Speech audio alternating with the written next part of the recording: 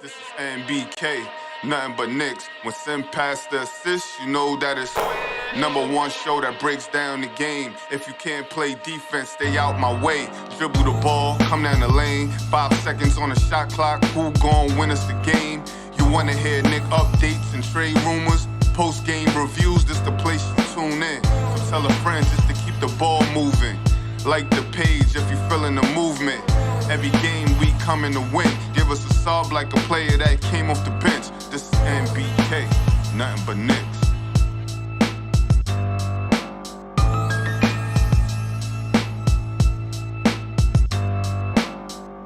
Knicks family, what's poppin'? It's your boy.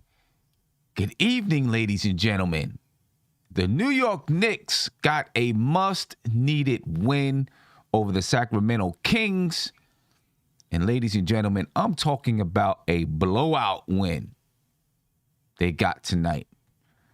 It's exactly what the New York Knicks needed. They played a team that, for all intents and purposes, they should have won, they should have beat, and they beat that team. They started out the game well. In the middle of the game, they played well, and they finished well. That's everything that you needed from the New York Knicks tonight. Evan Fournier got the game kicked off in the first quarter by knocking down shots. I think he went 6 for 6 before he even missed a shot. Julius Randle played without thinking. And then the bench came in. And Alec Burks, he started to get back into the groove. You know, Alec Burks had been going from the bench to the starting unit, playing point guard, playing guard. Roles all over the place, and he's done it with grace, without complaining. Tonight looked like he's comfortable again in that second unit. We'll see if it continues, but he was comfortable tonight. Sacramento Kings have let a lot of people get comfortable. But the Knicks did a good job in transition defense. They didn't let the Sacramento Kings run up and down the floor. They held the team to 96 points. Of course, De'Aaron Fox wasn't playing. Marvin Bagley wasn't playing. We get that. We know it. A very good game from the New York Knicks, ladies and gentlemen. You got to see the kids play down the stretch, or if they're, I don't even know if you can call it a stretch. Crowd chanting for Cam Reddish. Gets in the game with 5 minutes left. Plays some decent defense. Gets to the line a couple of times. You got to see Jericho Sims. Overall, good basketball game from the New York Knicks, ladies and gentlemen. They were led in scoring by Alec Burks. 21 points for Alec Burks tonight. And on a night when R.J. Barrett didn't have it going, and that's been a rare occasion over the last 15 or so games or more, Alec Burks was there to step up, ladies and gentlemen. 21 points for Alec Burks. And he also had 5 rebounds and 4 assists. Evan Fournier, as I said, he had like 16. I don't know what he had, whatever. 16 points or something like that in the first quarter. 18 points for the game. 2 steals and 2 assists. Julius Randle played an efficient game tonight. 50% from the field on 14 shots. He was 7 for 14 from the field. 1 for 3 from the three-point line. 17 points, 9 rebounds, and 4 assists. Mitchell Robinson, 9 points, 13 rebounds, 5 offensive rebounds for Mitchell Robinson tonight. 2 blocks, 1 steal, 1 assist. Quentin Grimes, he had 14 points and 4 rebounds. Obi Toppin had 14 points and 4 rebounds. Overall, a good basketball game from the New York Knicks. For the Sacramento Kings, most of their players were in the negative when you talk about the plus minus. They were led by Tyrese Halliburton. And let me tell you something, man. That kid Tyrese Halliburton, he's a ball player. He is a ball player. I'm not going to lie to you. I would like to have Tyrese Halliburton on this basketball team. I ain't even going to lie. I like the kid. I want to see him on this team. It's not going to happen. but I'd like to see him on this team. Anyway, Tyrese Halliburton, 21 points and 8 assists for the Sacramento Kings. Davion Mitchell had 18 points and 6 assists. Harrison Barnes, 11 points, 5 rebounds, 2 assists. Buddy Hield had 11 points. Damian Jones, 7 points. That's really all you need to know, ladies and gentlemen, for the Sacramento Kings. The New York Knicks defeat the Sacramento Kings 116-96 in a blowout win. I got my man Nate right here in the building. Pretty sure we'll have some more people join us. We're going to talk about it. Nate, what's going on, man? What's up, Big brother? win for the New York Knicks tonight. Good, I'm good. Big win for the New York Knicks tonight. Yeah, man, we needed it. You know, we talked off the show, like every win is crucial now, especially if you're talking about trying to get into the play-in. You know, the Knicks have a tough road, second hardest schedule in the NBA. They ain't gonna do us no favors, so we need to start that road trip with a win. It's always good. So, and just take every game at a time. We can't look ahead at all. We just got to take every game at a time and hopefully this Knicks team shows up more games than you hope going forward. You know, Good start, good overall win. Everybody contributed. That's what you want to see. And, you know, the young guys got to play. So anytime you get the Knicks win and the young guys get to get some burn, it's always a good thing. Yeah, always a good thing. You know, you can't look ahead. You got to focus on what's in front of you. You know, if the Knicks start looking ahead, and they look at that brutal schedule coming up on the West Coast, it's going to be trouble. Fans are going to look at it all day long. I know I've been looking at it, and I know everyone else has been looking at it. But for the players and the coaches, they've got to take it a game at a time. That's the only way that they can do it. It's difficult to do, though. Difficult to do. But this was a great start. They take on Memphis in a couple of days. All right, that's going to be a tough, tough game. No doubt about it, but I think it's doable. The Lakers or Memphis? Oh, it is Memphis. You're right. It's Memphis, and then they play the Lakers on Saturday or something like that. On TV. It's going to be on TV.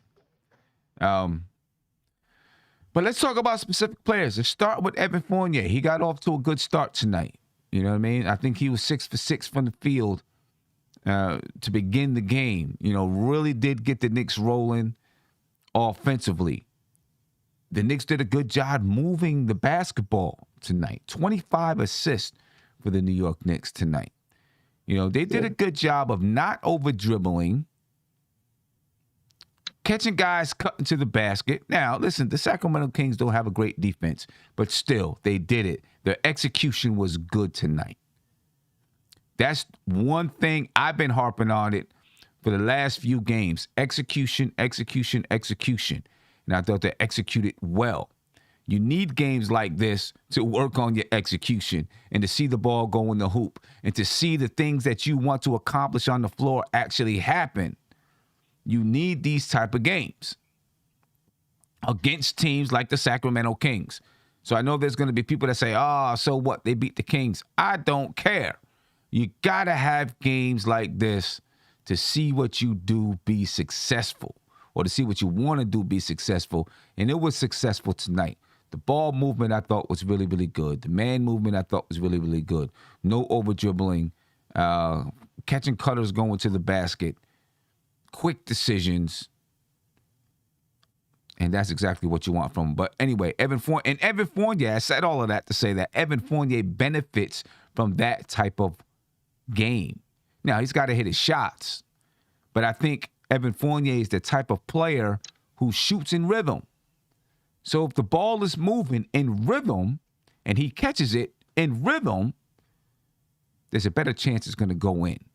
Because I think that's the kind of guy, the kind of player that he is. Talk to me about Evan Fournier tonight. Yeah, you know, we talked about how the Knicks need to get off to a fast start. Evan's one of those players that can get the Knicks going quick. You know, he can shoot in rhythm. When he gets hot, he gets hot. One thing about Evan, I will say, in the previous games I've watched him play, he's shooting the three at a high clip. I don't know what his last 5 games he's shooting percentage is, but I'm sure it's pretty high for a three-pointer. It seems like that's all he shoots, but he shoots it at a high clip. Like he's having some good shooting nights. He has. So that's good to see. He's been shooting the ball really well over the past I want to say more than 5 games. He's been I shooting just well. break it down to 5 games. Even from the 3-point line, shooting it well. Yeah. You know what I'm saying? And listen, he talked about, and he's not the only one that talked about this. I think Derrick Rose talked about it as well. In-game adjustments, right? And not just waiting until the next game to make an adjustment, but in-game adjustments. And I don't know if the Knicks had to make many in-game adjustments tonight, right? But from game to game, you want to see the team be able to make adjustments on, how they play basketball. How are they getting other people involved? And when you play a team that has a little bit of a weaker defense, you can actually see the things that you work on come to fruition. But he and Derrick Rose talked about, Evan Fournier in his press conference talked about making adjustments. Derrick Rose, I believe, spoke with Tom Thibodeau, and maybe Tom Thibodeau asked him, hey, what do you think we should do? And he's like, more in-game adjustments instead of waiting from game to game, right? Tonight, I don't know if any adjustments really needed to be made tonight. We'll see in Memphis, when the Knicks play Memphis, if those in-game adjustments come in. But he's been talking about it and talking about riding the hot hand when it's hot. Just some of those type of things. And I think you're seeing the Knicks do some of those things. And quiet as kept, maybe he's providing some good leadership for this team, Evan Fournier. And I don't want to send people going crazy and get mad at me for saying that Evan Fournier is, providing some good leadership, but maybe he is, and maybe his voice is helping to, provide something for the New York Knicks. I don't know, but whatever it was, if it's not something that's going to be long-standing, it worked tonight. You know what I mean? It worked tonight. Julius Randle, he had 18 points, efficient shooting. When he caught the ball, he took quick strikes to the basket. He had a couple of turnaround fadeaway shots, but I didn't think they were bad shots. I thought that he was very, very decisive tonight. The question is, can he continue to be this decisive, or is he only this decisive when he plays against guys that he really feels confident that he's better than? What do you think, Nate? That's a good question. I think it could be a little bit of both sometimes. I think Julius does play down the competition, or play down to like the lower competition, or play up to the lower competition. And then when he gets to the big competition, there's games, depending on how his mood is, he can dominate or he can come up short. One thing I will say about Julius tonight is I did see a more decisive Julius. I saw more of the mid-range, which I've been crying for him to get into the mid-range and get that shot down. It's going to help his efficiency because he's not just shooting threes all the time. He's got to get that mid-range more consistency along with the three-pointer, and maybe even some baskets inside the paint or deep in the paint. Listen, if the Knicks are going to get into the playoffs, he's going to have to be the engine that gets it going. It's just that simple. We will ride or die with Julius Randle. So if he's not on, we're more likely going to lose. If he's on, we have a good chance of winning. It's just that simple. But see, a game like this, a game that he had tonight, I don't care if he scores 25, 20. I'll take 18 on the game that he played tonight. It was just quick. It was decisive. He shot 50% from the field. He wasn't thinking out there, and he wasn't pressing. At least it seemed that way to me. The shots that he took, they seemed to be under control. He seemed to be playing a little bit of a smoother game. Now, that tends to happen when you play against a team that's not really physical defensively. You know what I mean? And, I just worry when Julius Randle plays someone that, can really get under his skin defensively, I don't want to say that he shrinks, but maybe he gets rattled. Tonight he Oh, didn't. no doubt. He does. Right. Tonight he didn't do that. And I'm hoping that tonight was a stepping stone for Julius Randle. You know what I'm saying? Tonight was one of those games, hopefully, that, helps him to slowly come out of the funk that he's been in. Yeah. Because I do agree with you. If the Knicks are going to make it into that play-in, I'm not even going to say the playoffs right now, make it into the play-in, they're going to need Julius Randle. Yeah. Definitely. That's without a doubt. If they're going to make it, they're going to need Julius Randle, to play games like he played tonight. And hopefully too, him winning a game, just seeing a victory is going to get him going. It's going to give him some motivation, give him some feel goods going into this road trip, because this road trip is going to make or break us. I really feel like if we come out of this with only one win, they're really ugly New York land. Well, I mean, like I said, we can't. I know. I've been looking forward, and looking at the road trip, because I was, looking at it and saying, man, this road trip is definitely going to be crazy. But I'm hoping that the Knicks are just kind of saying, one game at a time, not looking into it. That's how I have to do it. One game at a time. One game at a time. The New York Knicks, ladies and gentlemen, beat the Sacramento Kings 116-96. And right now we're breaking down the players. We'll talk about these stats that you see on the screen in just a minute. But I want to continue to talk about the players and their performance. All right, because this was one of those games that a lot of people performed well. Let's talk about Quentin Grimes. You've seen Quentin Grimes go off the dribble a couple times tonight. You haven't seen it that much. He doesn't have a crazy mid-range. He's not the kind of guy that's going to consistently break down the D, but he did it a couple times tonight. He's getting more and more confident out there on the floor. Every time you see Quentin Grimes, you just see that he fits. Everything that he does fits. We talk about Reggie Bullock, and that it would have been nice to keep Reggie Bullock. Quentin Grimes is like Reggie Bullock, except I think his three-point shot is better. And his defense is probably better. You know what I mean? Quentin Grimes tonight, 14 points. He was also from the three-point line, 2 for 5 for 40%. He's 5 for 9 from the field. And on the season, as a rookie, right now, Quentin Grimes is shooting 40.3% from the three-point line. As a rookie, he's averaging about 4 threes a game.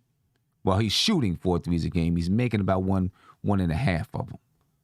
So he's shooting like 40% from the three-point line. Talk to me about Quentin Grimes, Nate, and I'm going to get my guy Sabby up here in the building. Get his thought on the game. Go ahead, Nate.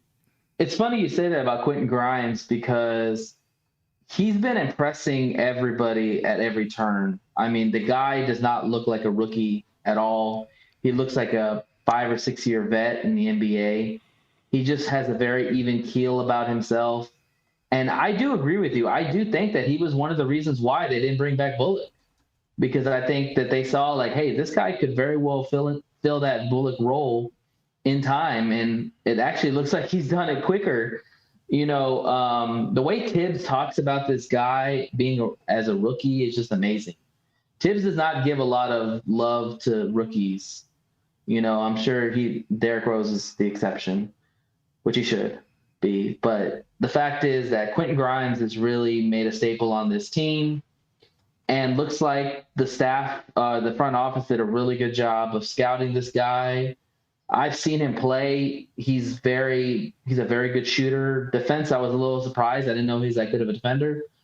But you're gonna need shooting. So kudos to the Knicks for finding this guy.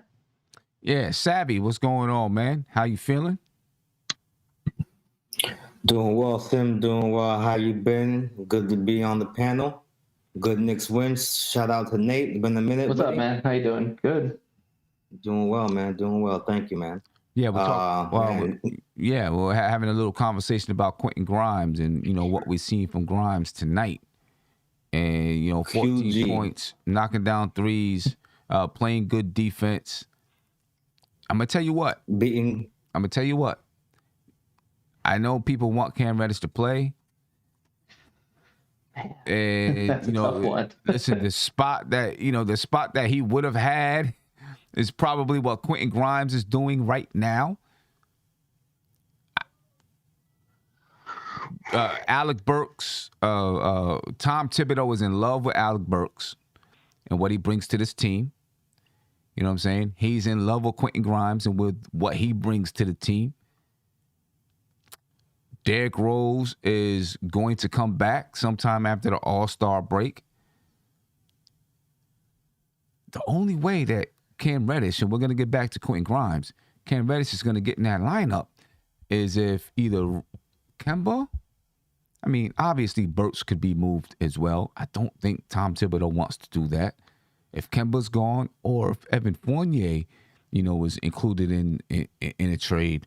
If neither of those things happen, and I do expect something to happen at the trade deadline to open up room for Cam Reddish, because you don't make a move for Cam Reddish, and I've been saying it for a while, you don't make a move for Cam Reddish and give up a draft pick not to play him, right? Right. So, he's going to play at some point. He's going to get on the floor consistently. I guess, we're going to have to wait until after the trade deadline to see what shakes loose. And then if nothing shakes loose, maybe some players are going to be waived. At that point, I'm pretty sure the front office will be able to make a better decision about the direction of the team. Are they still in playoff contention? Or are they out of it and they say, you know what, we're going to allow Kemba, maybe Alec Burks, maybe Fournier, whoever, to go to a contender. You know what I mean? And make some room for Cam Reddish. But right now, we just got to be patient. We just got to be patient and wait and see what happens. But I can tell you this: he's not taking Quentin Grimes' spot. Quentin Grimes is going to be in that lineup. When Derrick Rose comes back, it's going to be interesting to see what Tom Thibodeau does. He doesn't have to worry about it right now because you still got 3 weeks before Derrick Rose comes back. But something's going to have to give because Quentin Grimes belongs on the floor. There's no doubt about it. What do you think happens in that situation, Savvy?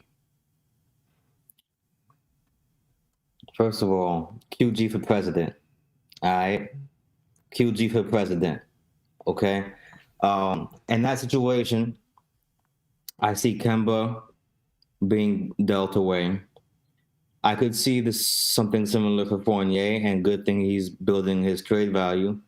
But I wouldn't be shocked if he stuck around. If we clear off some space, that would simplify things. But I think regardless of what happens when Derrick Rose gets back, he's going to occupy the space that Kemba has not been occupying. I don't know what happened to him after he came back and had his good hot streak. He left for his body's well-being. He needed some time, and then he came back and it just wasn't working. Maybe he needs some more P&R run. But I could see a future where we move Grimes into perhaps the starting lineup if we deal away Fournier and Kemba, right? We have Derrick Rose in there. And then we still just have Cam coming off the bench, earning his minutes. And that might be the way that it has to go. And I wouldn't be mad at that because Cam is a guy that I'm confident in being able to cook off the bench. And I don't think it would be an issue as long as he's getting adequate burn.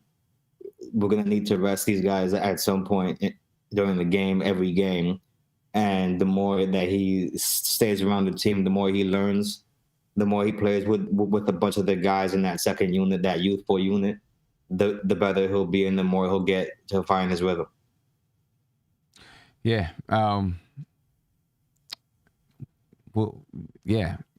I mean, still, with all of that, we still have this situation when if Kemba or Fournier is not gone, or if both of them are not gone, you're still going to have some kind of a situation. I'm just interested to see what it's going to look like, because I don't think Quentin Grimes is coming out of that lineup at all. So much of it depends on what we do by the trade deadline, because Quentin Grimes has carved out an uncontestable spot for himself, barring a few turns with the ball where he shows like major regression, right? We're not going to see him lose his spot. He's already taken a leap over quickly. He's already taken a leap over. Well, Deuce didn't really have that much time in the rotation anyway, but we knew that it was going to be one of them, maybe not the other, but not both. So I could see Kemba getting moved. By the way, he's our game day donut contributor of the night, right? And yeah. Of the and night. Let's say we move Kemba, we move Fournier, and we have to give up somebody like IQ, right? And we get somebody like Jalen Brunson back. Then we would have Jalen Brunson probably starting. We have Derrick Rose coming off the bench. Maybe Derrick Rose starts over Jalen, at first, because he's more familiar with the offense. And then we would still have space to make for Cam Reddish in a scenario like that. Yeah. But I've seen a dizzying amount of trade scenarios thrown at me, so it's kind of unclear, what is feasible, what is not, what teams need what, and what they'd want in return, and also what players we have that we would want to keep going forward. I have an idea, but I'm not the New York Knicks front office. You know what I'm saying? Right. Yeah, that's going to be, a situation, but I guess we'll deal with it when we get to it. You know what I mean? Because right now, we don't have to worry about it. We don't have to deal with it right now. Let's talk about Obi Toppin. Obi Toppin had 14 points, and you're starting to see some things from him in the open floor. Not just the open floor, but even in the half court. He's making some moves to the basket, going off the dribble a little bit more. You know what I mean? And I'm glad to see it, because he hasn't always done it. You know what I mean? Sometimes he's been a little hesitant to go off the dribble or, do some things. Obi Toppin's playing a little bit more confident. After he started, he went through a stretch where, maybe he lost a little bit of confidence. Maybe he felt like, man, I had my chance to prove that I could be a starter in this league, and it didn't work out, so on and so forth, whatever. But right now, the past few games, he's really played some good basketball. He's, again, he's decisive with his moves. He's always had a knack for scoring around the rim. That's the one thing that I've always liked about Obi, is that he, when he gets around the rim, he can put the ball in the bucket. Just no two ways about it. He just has a nice touch around the rim. Very, very good finisher. But, he's playing well. And guess what? When you start to get Derrick Rose back and whoever else back in that bench, man, hopefully we'll start to see what he was doing. Well, we're already seeing. I don't want to say start to see. We're already seeing what he was doing earlier in the season. Obi Toppin's playing good basketball right now. Tell me, Savvy, then I'm gonna come to Nate. What you think you're seeing or feel like you're seeing from Obi Toppin? First of all, I'm ecstatic for the boy. I saw from the beginning a guy who was really trying, but sometimes getting lost in the mix. He needed to get used to it. He's shown that he's been able to catch up to the pace of the game. He's shown that he knows where his spots are and he knows where to be so that he can be effective and have an impact on the court.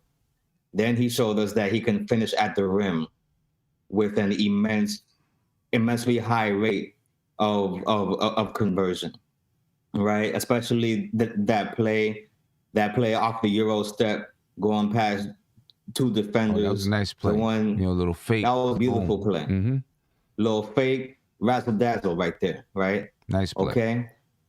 I love what I'm seeing from him. I think I'm seeing a guy who's like piece by piece starting to figure out the keys to unlocking his own game and being able to contribute on a higher level at a more consistent rate.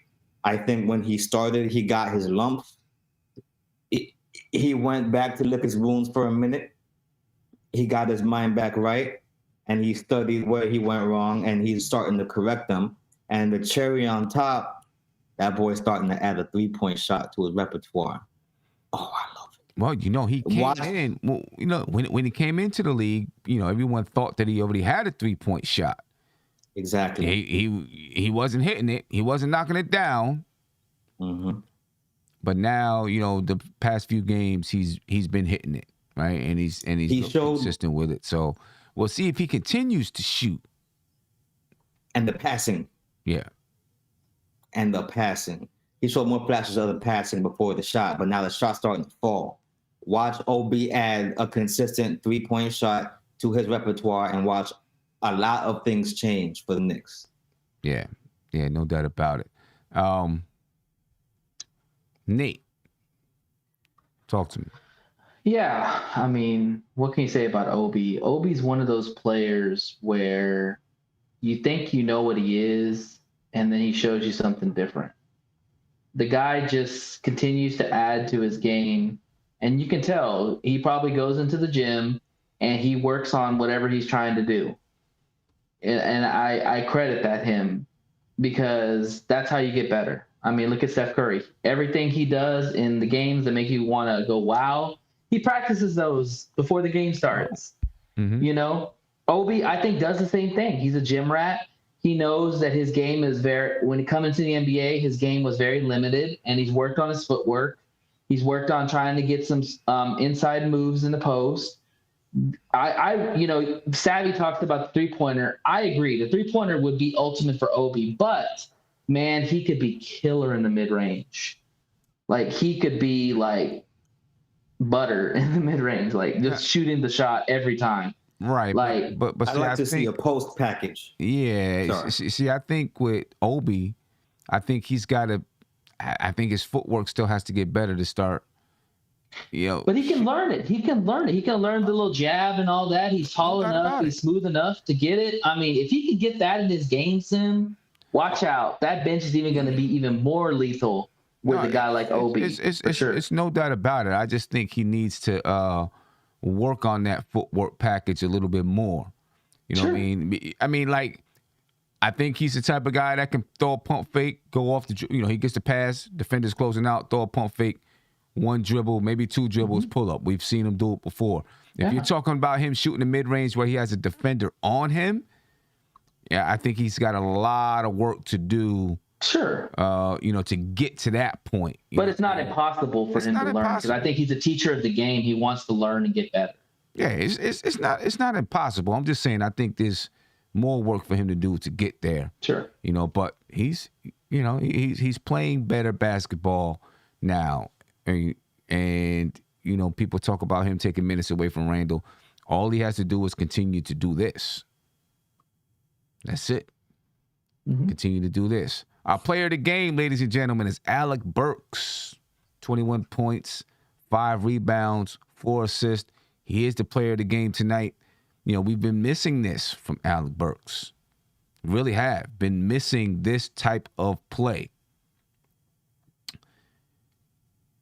The bench has been a strength all season long. Once, COVID hit, and then, Kemba out, he was out of the starting lineup and all kinds of things going on. Alec Burks had to go into the starting lineup, come out of the starting lineup, play point guard, play shooting guard, and at some points he played well. recently his play suffered a little bit. I'm not going to say it's all due to the fact that he's been shuffled around, but some of it. Some of it. The Knicks need Alec Burks to be a super sub. Straight up and down. They need him to be a super sub. You got Derrick Rose, who's a super sub, but he's not playing right now. When he comes back, you got Derrick Rose and Alec Burks, both being super subs. Man, I mean, it's tough to deal with. It's one of the things that made the bench so strong early on in the season. And if the Knicks can keep the starting unit together and then have that bench get strong or back strong, I'm not going to say there's a chance for them to make to be in the playoffs right now. I'm just going to say they have a chance to win any game that they're in. Let's just put it like that. If they can get those two units, finally get those two units playing well. But we've seen this before from the New York Knicks.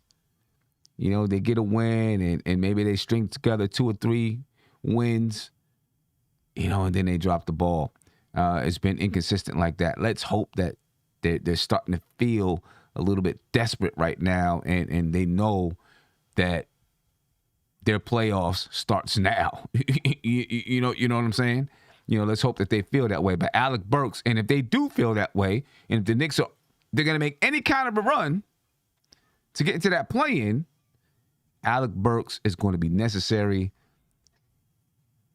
His point production, his ability to go off the dribble, his ability to knock down the three, it's going to be necessary for this basketball team.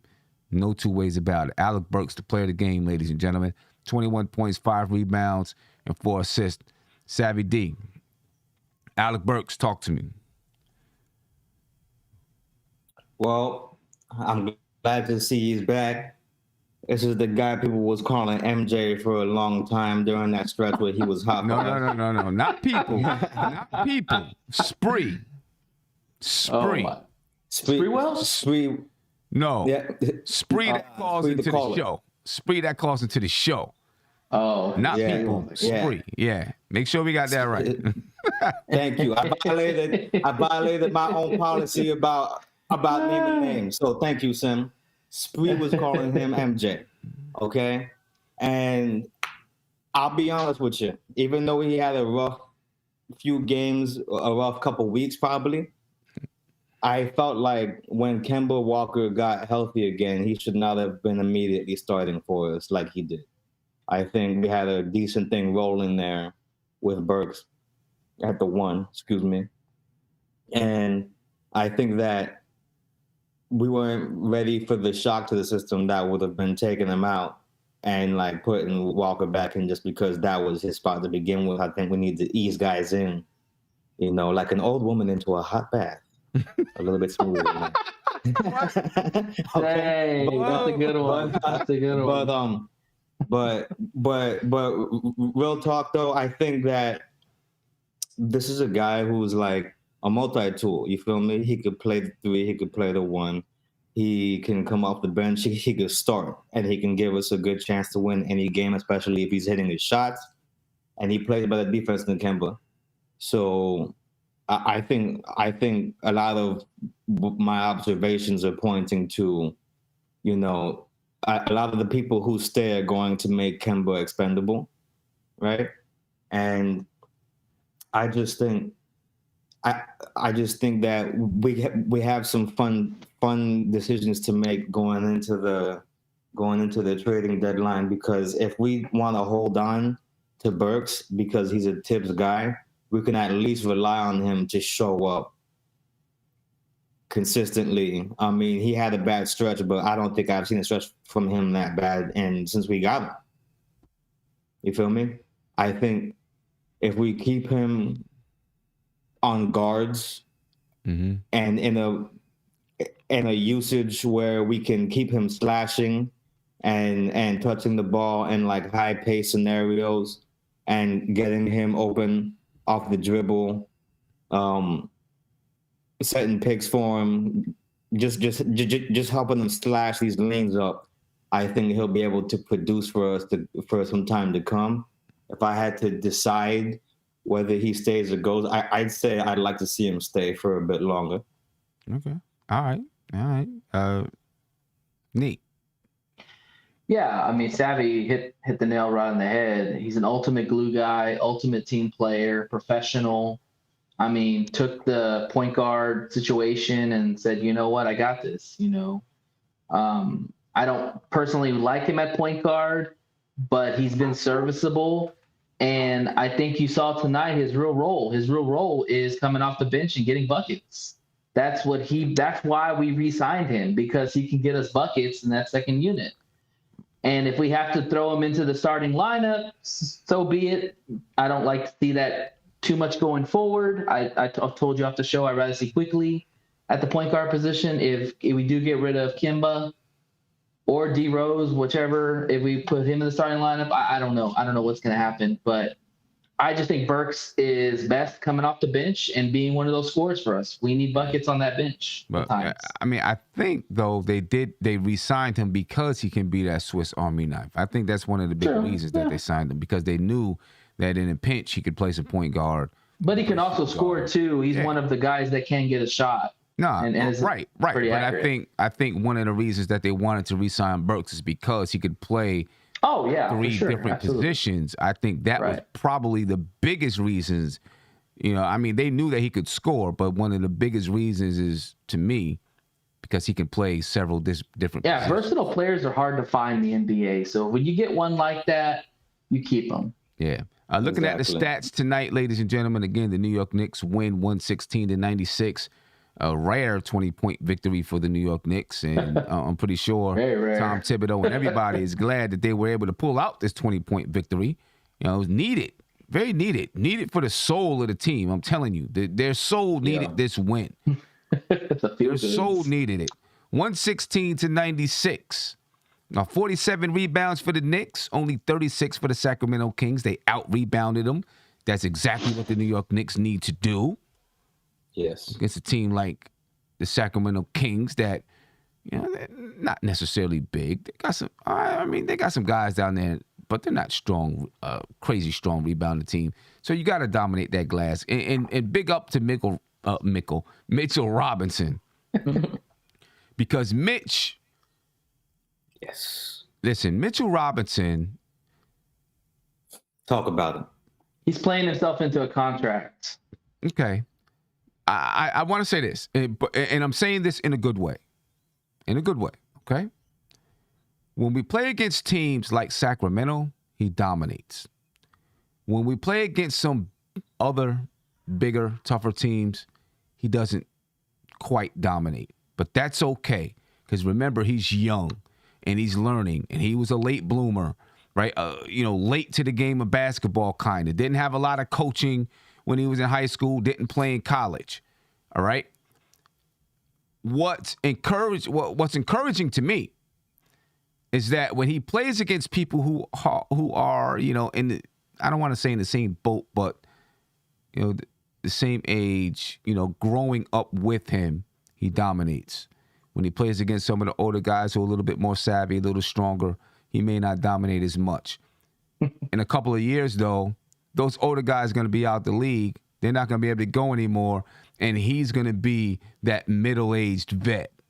Not middle-aged vet, but, he's going to be that young vet, that's 26, 27 years old, and, he may be ready to dominate at that point every time he steps on the floor.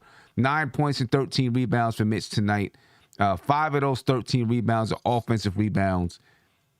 And when you look at the way he's rebounding the basketball, and him and RJ Barrett are starting to really find some chemistry in that pick and roll situation, it makes you say, and I know I've been a proponent of moving him for Miles Turner. I'm starting to change my mind a lot. I know he doesn't hit the three. I know he doesn't hit the three. But if the Knicks can find a bench player, a center, a 5-man that can come off the bench, Kelly Olynyk, someone like that, and knock down the three, then you still got Mitch, who, in a couple more years, he's really going to grow into his frame. And if he can, If he could stay healthy and not get injured, that can work for you because, if teams start to utilize Mitch's inability to shoot to their advantage, then you got somebody off the bench that can knock it down and you can change the game in that manner, right? But what I'm seeing Mitchell Robinson do, one of my biggest complaints was that he couldn't rebound in traffic. Now he's rebounding in traffic all the time. Yes. He's stronger and he's quicker on his feet. That's why he bulked up. But he lost some of that weight. See, he bulked up in the beginning of the season and it slowed him down. He didn't know how to use it. Now his weight's come down some. Yeah. Right? And he's quicker on his feet. He's quicker to get in the air. Equilibrium. But he still seems like he's a little bit stronger. I mean, he's a young man growing up, so he is going to be a little bit stronger. Man, I really do like what I'm seeing from Mitch Saturday. Oh, sorry. Go ahead, Savvy. Oh, I was just gonna say, like it seems like he found a good equilibrium, a good mid ground between the weight that he got up to and the weight that he was at the end of last season, and it's a beautiful thing, Like I knew all the weight wasn't gonna stay. He had to get up there, figure some things out, and trim down to a point where it's like, okay, now I'm at my optimal physique. He's giving us a lot of the things that we saw from his breakout first year. And the beauty of this season, knock on wood, is that he seems to have finally found a sustainable level of health where he can be in for long stretches through the season, 5, 10, 15 games without... His conditioning's gotten better. Do you, just a couple months ago, every time he would hit the floor, we would all flinch in front of the TV? Oh, because he was hitting the floor. He was hitting the floor every single time. Every single time. Every single play. He was hitting the floor. He was getting toppled left and right. But now we're starting to see him, being able to stay on his feet, viewing him as less fragile, being able to dominate his peers. As you said, he's like Debo until Debo pull up. He still has a couple guys that he needs to figure out how to get the best of. But by and large, he's going to be able to be a consistently good player. Even when his offense is not clicking, he's still going to be able to give us rebounds and be able to control the space. That was one of the things that back in November that I wanted to see from him, was learn how to control that paint space better and position your body better to get yourself in a position to box out, in a position to get contested rebounds, and being able to really have a good court vision and swing that ball out, as you see the need to do so, right? And I think it's a beautiful thing. I can't wait to see what he does going forward, and I absolutely think that we should sign him, keep him. I don't want to trade him. I think we have yet to see the pinnacle of the upside to our second round steal. And if we need to move, we have a wealth of guys at other positions that we have too many of. If we can turn some of them into something that brings us back a big that can sort of fill in the blanks that Mitch can't fill in himself, I think that would be the best thing to do so. But I, by all accounts, would like to keep him. Yeah, no doubt about it. Nate, any thoughts on Mitch? I know you're going to say something out there. Yeah, so for me, Mitch, honestly, the biggest improvement that I really like about him is his rebounding. Because personally, if I'm a 7-footer, you should be averaging about 10 rebounds a game. I don't care how you get it, but you should be averaging around 10 rebounds a game. You're 7 feet. And he is athletic and he's bulked up. So I am happy to see that he is getting double-digit rebounds. That is great to see. Second of all, I think that with the current Knicks team right now, the weakness is the perimeter defense. Mitch has almost become somewhat expendable. He's not expendable because we need that interior presence. We need that rim protector. Tibbs always says we need that rim protection.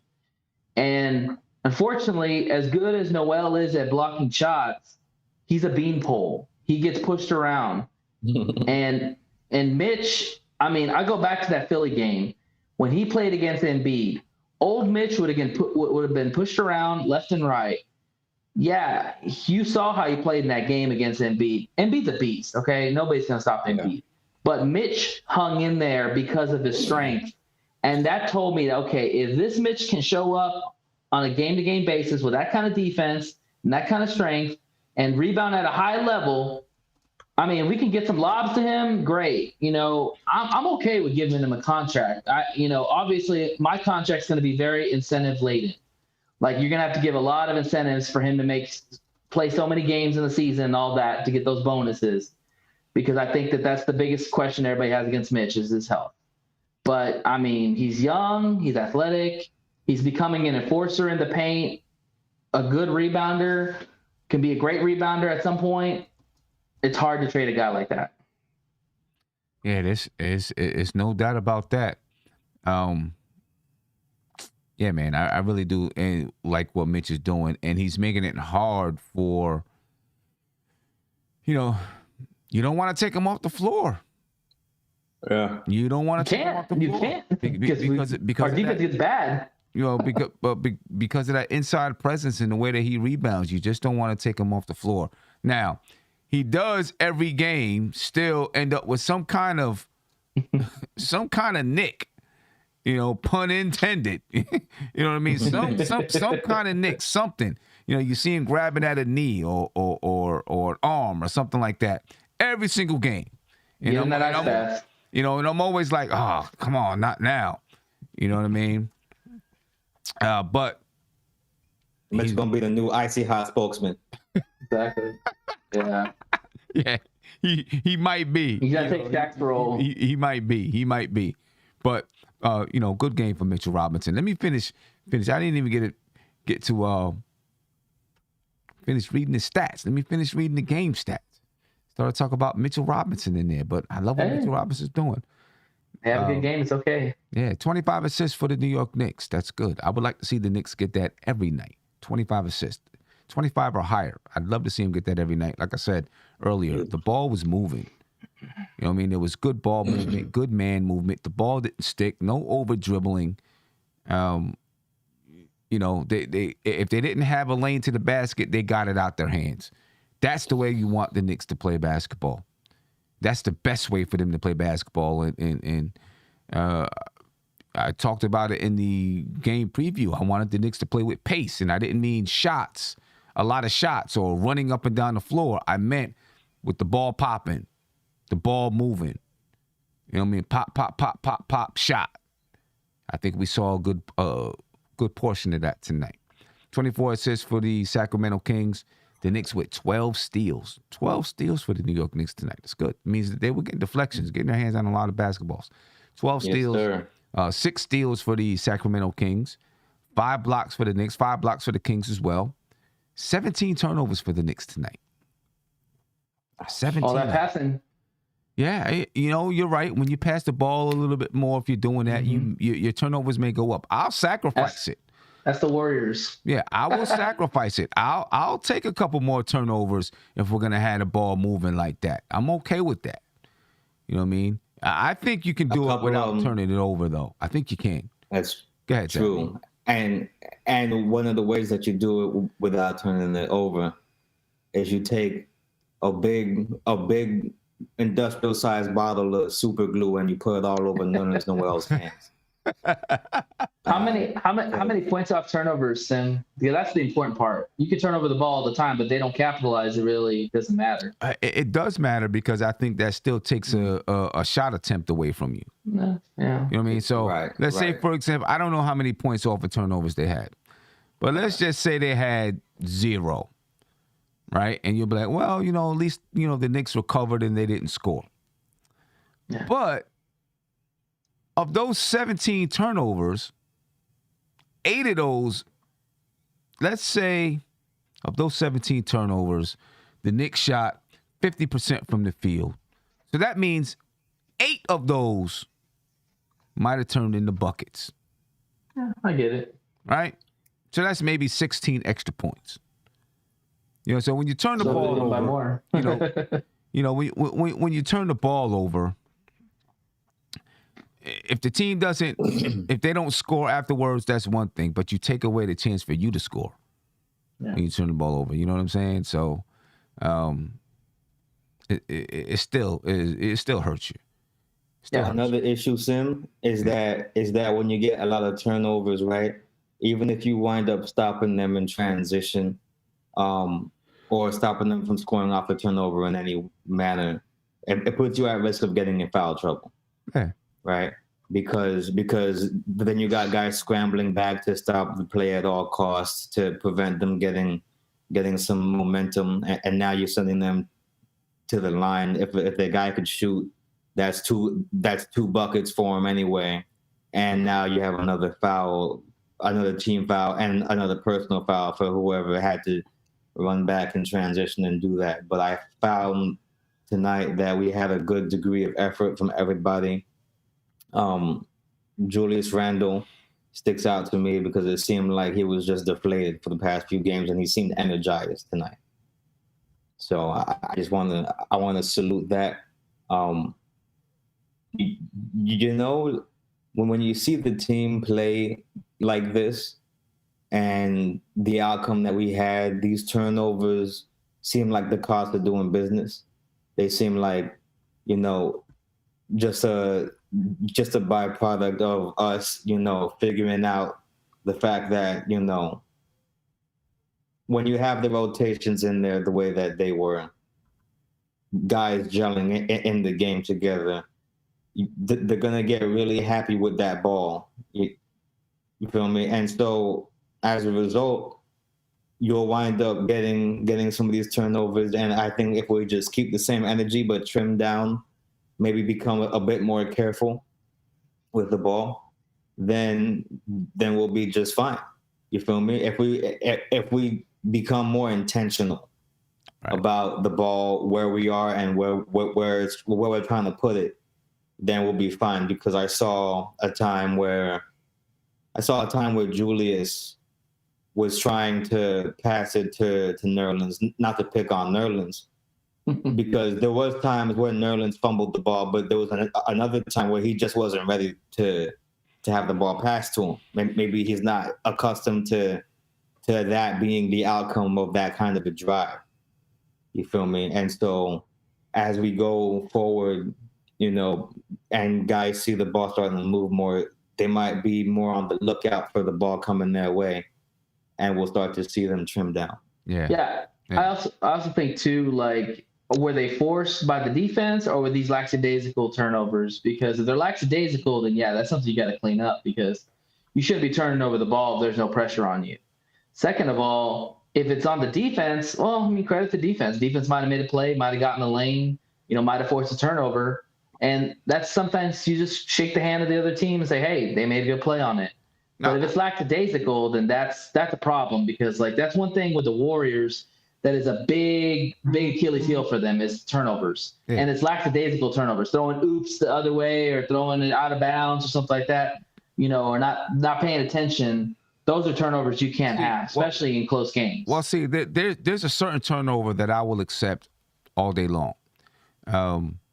If you're trying to make a play, you know what I mean? You're trying to make a play. If I try to throw an oop to somebody and we just don't connect on it, I'm okay with it. Or if I try to make a pass that otherwise would have been a really good pass if it connected, you know what I'm saying? I'm okay with those kind of turnovers, the lazy turnovers. Like if it goes over your head, is that what you're talking about? Like if it or like, you know, I see somebody cutting and boom, I hit them with that pass, and maybe I throw it a little too hard, or maybe their hands just weren't, you know, ready, and it went out of bounds. I can deal with that. But when you get turnovers like, you know, just like not looking at the player and throwing it to the player. Well, when you get unforced turnovers, you know, when you're not in the midst of trying to really make a play, but you know, you get unforced turnovers, just little lazy turnovers that happen because you have a lack of detail, you know, those type of things. That's what bothers me. I don't like for my team to get pressured and lose the ball.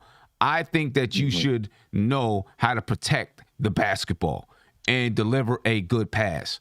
You know what I mean? You're in the NBA. You're in the NBA. You should know how to protect the basketball. You know what I mean? So I know you say, well, the defense forced it. And, I don't know. I don't think that a player should get so much pressure on them one-on-one that they can't secure the ball and make a good pass out. But what if they swipe it when they're dribbling? What do you say? I mean, that happens. That happens sometimes. I get it. You're making a move to the basket and that happens. But if you got the ball in your hands, two hands, you got to know how to protect the basketball. I agree. The Knicks shot 50% Make from the visual field. contact. Yeah, the Knicks shot 50% from the field. Sacramento Kings 43% from the field. 37% from three for the New York Knicks. 28.9 for the Sacramento Kings. The Knicks shot 79, almost 80% from the free throw line tonight. There you go. For the New York Knicks. Tell you what, the Knicks have to start making some strides and knocking down these free throws. Hopefully this is a start. You know what I mean? Because the Knicks cannot continue and expect to win basketball games if they're not hitting free throws. Tonight, the Knicks were 23 for 29. So a decent night from the free throw line for the New York Knicks. A decent night. A decent night from the free throw line. Points in the paint. The Knicks won the battle of the points in the paint, 42-40. Second chance points, Sacramento 17, the Knicks 15. And fast break points, the Knicks won the battle when it comes to fast break points. Sacramento Kings, of course, the Knicks forced, they had 12 steals on the night. The Knicks had 14 fast break points, and the Sacramento Kings had 8 fast break points. And this is a team that likes the fast break. They get up, they like to get up and down the floor. Of course, De'Aaron Fox wasn't playing, so that changes just a little bit. When you're talking about getting up and down the floor. You know what I mean? Overall, ladies and gentlemen, this was a good game for the New York Knicks. Really good game for the Knicks. They won every quarter. Every single quarter, the New York Knicks won tonight. You know what I mean? The only hope is that the Knicks can... that they can duplicate this. They won the first quarter 31-23. They won the second quarter 23-18. The third quarter 30-25. In the fourth quarter, they won it 32-30. The Knicks won every single quarter tonight. 61 points off the bench for the New York Knicks. 61 points off the bench. 32 points off the bench for the Sacramento Kings. Our boys was cooking. Yeah. The biggest lead for the New York Knicks tonight, ladies and gentlemen, 29 points. Nice. So now, can we build on it? That is the question. Can the Knicks build on this victory? Right? Because they play the Memphis Grizzlies, who just lost to the Philadelphia 76ers, 122-119, in overtime. And we all know what Ja Morant is doing out there. He's starting in the All-Star game. Ja Morant is balling. He had 37 points and 5 assists tonight to go along with 5 rebounds. He did have 9 turnovers tonight, though. Desmond Bane had 34 points for the Memphis Grizzlies. Jaren Jackson Jr. had 18 points and 7 rebounds. Steven Adams, they got big Steven Adams. He had 7 points and 12 rebounds. Okay, this is going to be a tough game for the New York Knicks. No doubts about it. No two ways to look at it. All right, Kemba Walker's got to deal with Ja Morant. Good luck with that. Hey, I see a quick pull. I'm sorry. I don't think anybody can guard Ja Morant on this team. Let's just say that. Not only that, but if we don't run enough pick and roll and get this guy his spots open early for him to offset what he gives up on defense with buckets, I see a quick pull, boy. I am worried double team about the whole game and somebody else beat you. Period. And a lot of people worried about Ja, but the first thing out of my mouth was going to be Steven Adams. To me, that might be Ja. It's hard to say Ja is not the key matchup to anybody, but I feel like whenever a team takes Mitch off the table, we have a lot of trouble. A lot of trouble. Yeah. So that Steven Adams matchup, we need to strategize about that. I'm more worried about Bane. No joke. Desmond Bane's been balling out, man. I'm more worried about that guy. I mean, yeah, Desmond, he had 34 points tonight. But look, this is exactly what I was talking about, Savvy. Right? On one night, you play, Mitchell Robinson's going up against Rashawn Holmes. No disrespect to him, but, he's average center in the NBA. That's what Mitch is right now, too. I think Mitchell Robinson has more upside than Rashawn Holmes. But now you go up against Steven Adams, who, his upside is over, but he's just a big, strong dude. The beast. You know what I'm saying? Yeah. Is Mitchell Robinson going to be able to rebound in traffic the way he was doing tonight? We know he's not going to score mad points. Hopefully, him and RJ Barrett can connect on a couple of alley-oops because Steven Adams not going to jump with him. But I want Mitchell Robinson to bang on those boards. Yes. Put pressure. He's got to. On Steven Adams to keep him off the boards. You know what I'm saying? And do it without getting fouled. That's the key. Yeah. But, Steven Adams is a big dude. He can post up a little bit. It's going to make Mitchell Robinson have to play some defense.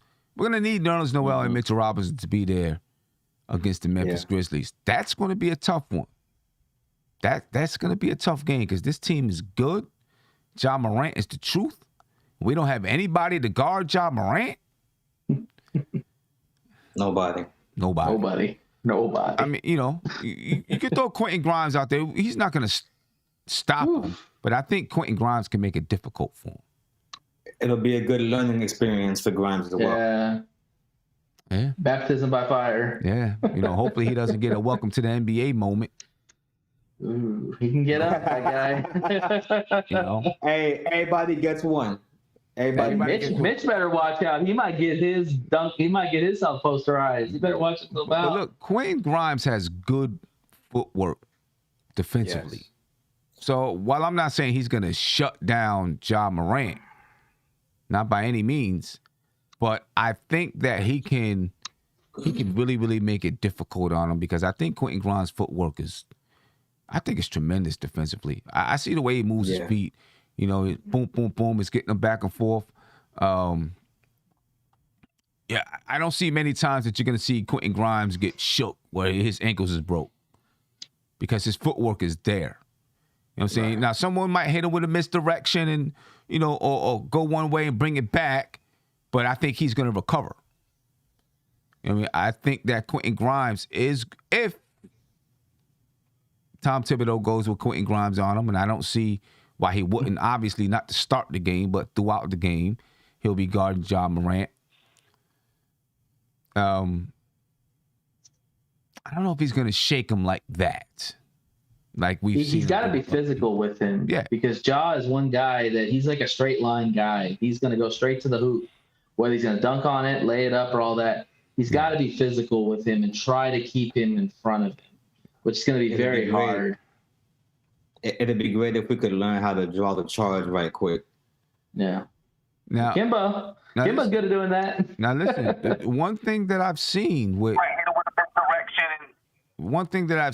Quentin Grimes with Ja Morant, and of course this is in the past. This is not.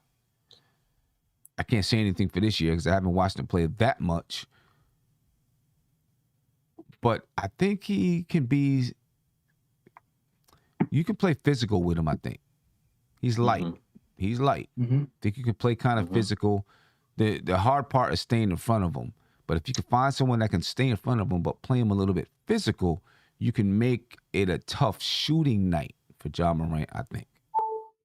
You know what I mean? Exactly. You can make it a tough shooting night. One thing I want to see, Sim, and I don't know if it's a good thing or bad thing, but I'd like to see if Ja goes to the rim, if Mitch might put him on his butt.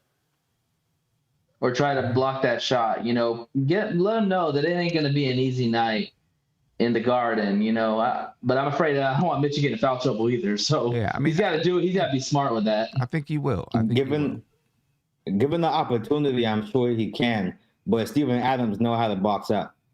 Yeah. I think he will. Let me get to this caller, and then I want to take a listen to Tom Thibodeau. Okay. All right. Caller, you're live. Tell me, Marvin, what's going on with you, man? Marvin, you there? I guess my man Marvin's not there. We'll get a listen to Tom Thibodeau, ladies and gentlemen. I want to hear what he has to say tonight. You should get maybe a more jovial Tom Thibodeau after the Knicks just got a win. Jovial. Maybe. Yeah, that's a word. You never heard the word jovial? I've never heard of jovial. No. Oh, come on, The Nate. $20 word, Simeon. Come on, Nate. You got to read You reading that calendar? Nate, you The got word of the day? Bro, you got to read your dictionary, man. Jovial. I guess so. Jovial.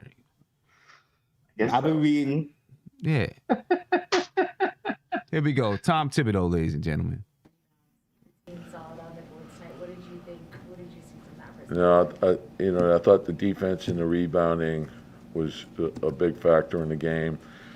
The way they pushed the ball, that was a big concern going in. I thought Evan getting off to that start was really good, gave us a cushion. And then we had a lot of guys step up and play well. I thought Julius made a bunch of great plays for us, particularly in the third quarter. Mitch was terrific to start the game as well. So. You mentioned Evan. He was 7 for 9 in the first half. What did you see from him in that stretch?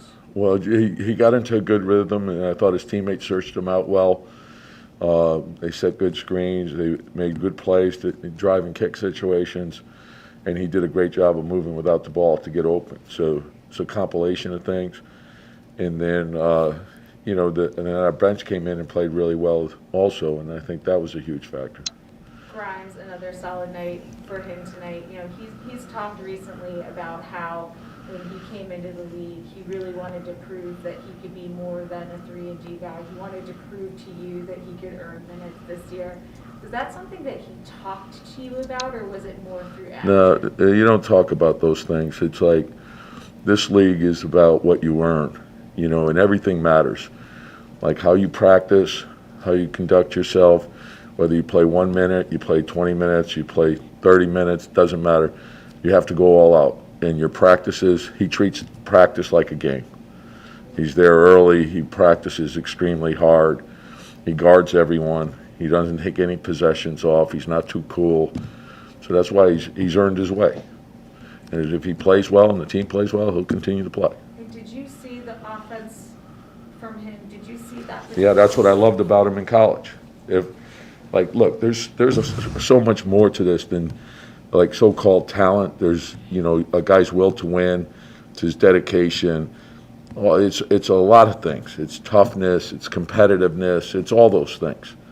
So I knew he had that part of him that was in him. McBride has the same thing, right? And so those guys, in particularly here, you have to be a competitor, and that's the bottom line. What do you think of the minutes that he was on Halliburton?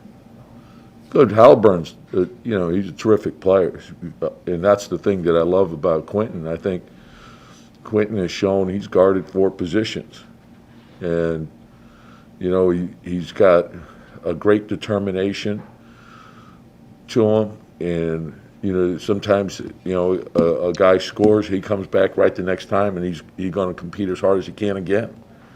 And so it's a dogged determination. It's a will to win. Great feet, anticipation, can see things, can get ahead of things. Prepares himself extremely well. So, before you get to talent and skill level, you got to have those things.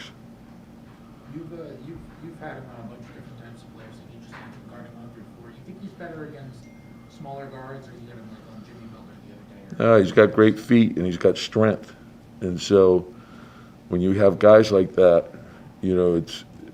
it gives you the ability to not only match up with people, but to do more switching, and we're seeing more and more of that in this league. So the toughness factor is huge, the competitive factor is huge, the ability to think on your feet is huge, and that's what we need. We need those type of players. We can feel the love of the people for Obi Toppin in the arena all the time. Will people be able to hope he will get even more minutes, and how satisfied are you get what you're. I'm never satisfied. I always think he could do more. I love him. He's a great guy, great teammate. He worked extremely hard, continues to get better, and he'll get what he earns. And I love the way he's playing. How do you think you talk about the consistency starter and bench? I think today was a day where once the league got the double figures, I don't think they ever got under it. We had you like that final. Yeah, and I thought it was a lot of different things too. It was the defense turnovers were still a bit too high for me, but there were so many good things about the way we played. And I think getting the ball up the floor quickly, and then even when we were in the half court playing with more pace there, I think that helped us. And guys, it's more about like how can we help each other, not just helping yourself, but how can we help the group? And when everyone locks into how we help the group, we're going to play better. When the crowd is chanting for a certain player to get in the game, whether it's Obi or Cam, as a coach, is it tough? No. Hey, look, we love our fans. There's no other place you'd rather be. This is the best place in the league to play. Everyone knows it. We're fortunate. They're passionate about the team. They're living and dying with us in every game, and we have great appreciation for that. So, we love that they're into the game, and we have to give them something to be proud of. So, that's why it gets back to the competitiveness, the will to win. You don't have to make every shot, but you do have to play hard here. Is this the type of game you kind of needed? I mean, you had that tough road trip and a lot of stuff swirling around the team. Just an easy win at home. I mean, Are you talking? Who are you talking about? Yourself? What do you mean? Swirling around the team? No, Hey, look. And the thing is, you go on the road. It's hard to win on the road, and you look back and you want to learn from every situation. So we had one game that we didn't close it out. We had a good opportunity to win it. We didn't finish that one off. The Miami game we didn't play well in. We had a stretch in the Milwaukee game where we played really well, and we didn't play well in the fourth quarter. So you want to learn, improve, come back, get ready, keep fighting. That's all. Every day, fight, and think about how you can help the group. That's all we want everyone to focus in on, and then go out there and play as hard as you can. And then study and know the details of everything that we're doing. And then how do you contribute to the team? How do you help lift the team up? Everyone has that responsibility. All right. No more scoreline? All right, ladies and gentlemen, that was Tom Thibodeau. You heard him talk a lot about Quentin Grimes. He brought up Miles McBride without being asked, as he was commenting about Quentin Grimes' ability to play defense and his toughness. He brought up Miles McBride.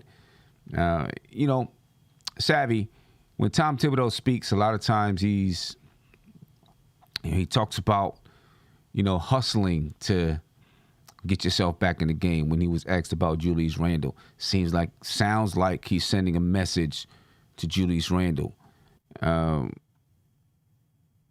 Tonight, he talked about putting in the work to get your minutes on the floor. You're going to earn your minutes.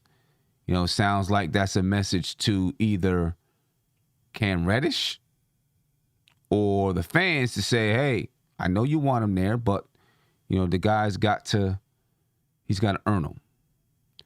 I mean, I still think it really has to do with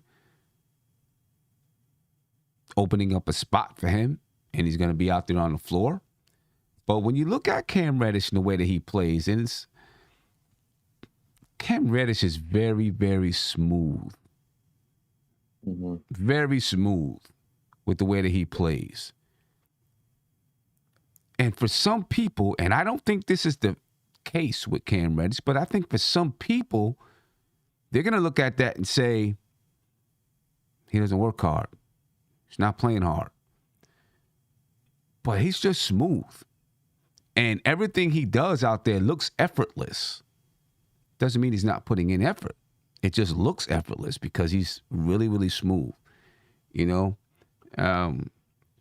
But how much do you think Tom Thibodeau sends messages to his players through his press conferences? I think fairly often these days. I think it happened less last season because it seemed like we had a more cohesive culture of guys who all bought into what the program was. Everybody had something to prove. It was us against the world. And I feel like he didn't really have to send a lot of those messages last season because it was part of the experience. It was part of the fun. You know what I'm saying? It's Knicks against the world. This year, we're coming in, we're dealing with expectations out the gate because of how last year went. And that might psych people out in a certain way. Right. When it comes to hustle and the grind, you know, it sounds like exactly what I figured the case might be coming into January, where we got these young men who come in and they're relentless with the grind because they're hungry. You know what I'm saying? Can't get them out the gym. You know what I'm saying? Can't get them to take a playoff. Can't get them to feel like any sort of a rotation, sort of a duty, and an assignment is beneath them. They got something to prove. They're hungry, right? They're trying to make their way in a crowded roster. Okay, and it might be that too much is happening upstairs for other people, and they're allowing it to get in the way of what the job is. You feel me? They're allowing it to pull them away and distract them. And when we allow that to happen, we see stretches like that stretch that we had where we were losing everything to everybody. Right. And then when everybody comes together and puts that grind in, puts that work ethic in, and eliminates the mental distractions, right, we could see cohesion like tonight where the ball moves a lot. Yeah. Hopefully, hopefully they've been able to kind of get over that hump and drowned out the outside distractions. You know what I'm saying? It's not an easy thing to do. You know what I mean? It's a tough thing to do, especially with social media. And, guys are going to be on social media all day long. You know what I'm saying? And, if I was them, I'd have a social media account and I'd block out anything that has to do with the Knicks. I would, you know what I'm saying? Any hashtag, anything that has to do with the Knicks, I'd block it out. You know what I mean? So I can just focus on other things, if I wanted to be on social media. But let's hear from Julius. Some guys could do that. Yeah, some guys could do that. Let's hear from Julius Randle. You don't hear from Julius Randle in the press much anymore. He doesn't do post-game interviews as much. I don't know if it's, him or if it's the New York Knicks, but whichever one it is, they're trying to keep this man away from the press as much as possible because they don't want, they you already know. I don't even need to go into it. And I seen Rob Al ask in the chat if he said he thinks that Cam Reddish is, like T-Mac. I'll say, he has the same body type. I think he plays smooth like T-Mac. We'll see if he ends up being like T-Mac. T-Mac was, the dude could score the rock like crazy. Yes. You know what I mean? Smooth as they come, and he could score the rock like crazy. We'll see if he ends up being that. But this is Julius Randle, ladies and gentlemen. Let's take a listen to Julius Randle in a rare post-game press conference. Yeah, I'm ready. You go ahead. Sorry, I'm ordering my food. Tell me about the first quarter. I mean, you guys really set the tone from the start of this one. You guys were shooting 57%, and your defense was really solid on top of it. Right. First quarter was good. Obviously been a little slump past 3 games. Tough road trip, so it was good for us to get home and get off to a good start, and we just tried to ride that momentum throughout the game. What was so effective, though, from the jump? You guys controlled this one from start to finish. Rest, 2 days off, obviously plays a factor. Tibbs is going to have us prepared for every game, and I think what was really effective was us just moving the ball, sharing the ball. Yeah, and well, you're mentioning it. You had 6 different players in double figures Right. tonight. What did you see specifically offensively? You guys looked like you were finding each other out there, but what was working with the connection? I just think getting the ball from side to side on the court, and then us getting in transition, getting some easy ones. That always helps and puts players in rhythm. So I think we did a good job of trying to get the ball up the court and get some easy ones. Julius, you looked like you were kind of attacking the rim tonight.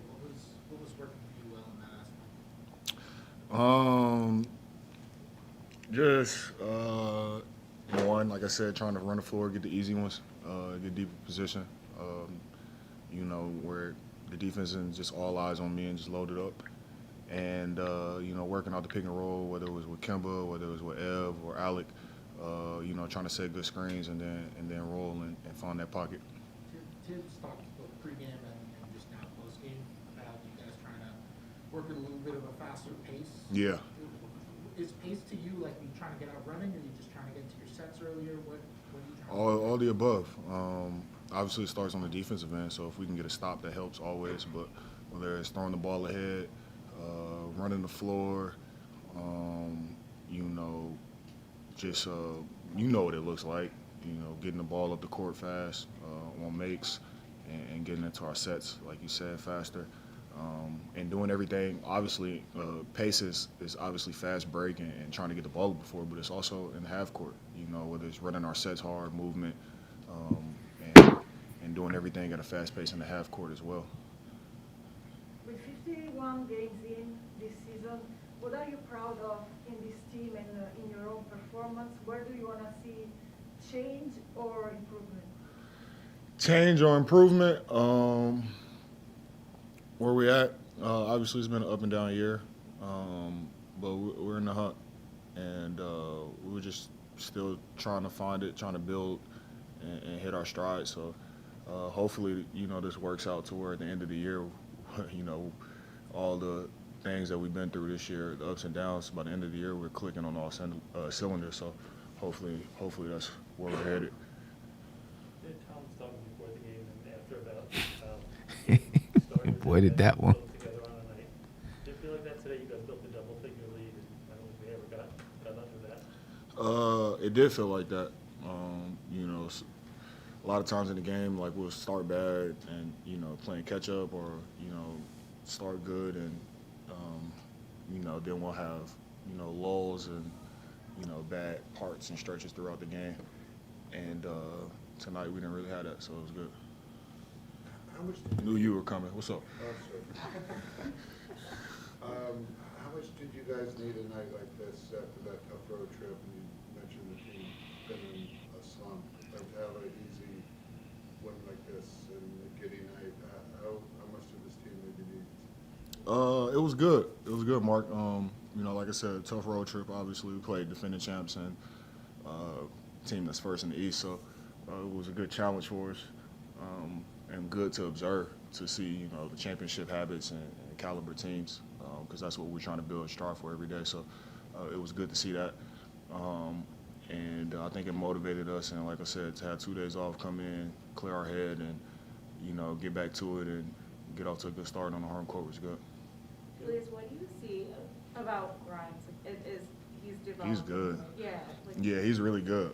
I know he's came in as a shooter, but or I don't really know what his reputation was coming out of college. 3-and-D. Yeah, 3-and-D, but he does that. He competes. What I like is he competes on the defensive end, but I think he has a lot more to his game other than just shooting the ball. He can get in the lane. He can finish. He plays at a really good pace, and every time he shoots the ball, it looks like it's going in. So, I think he's going to have a bright future in the league. What do you see about him? He seems to have a toughness and understanding of the game a lot of rookies don't have in that first moment. Yeah, he'll keep. There's little things that he throughout the game that just takes experience that he'll get better at. But with experience, he'll get better. Like I said, and he's really good, man. I think the biggest thing with him is he's talented, obviously, and he can shoot and play defense and a lot of different things. But he competes, and if you had that, you'll have a long career in the league. All right. Thank you. All right, ladies and gentlemen, and I'll bring this back. Subscribe to the New York Knicks, ladies and gentlemen, for more videos. I think somebody else is up there. Quentin Grimes. They were just talking about Quentin Grimes. Quentin Grimes is up there, so if you want to hear Quentin Grimes' post-game presser, make sure you subscribe to the Knicks YouTube channel to get more videos, interviews, and all that good stuff. The lady tried to set him up, Savvy. I don't know if she tried to set him up, but she asked him,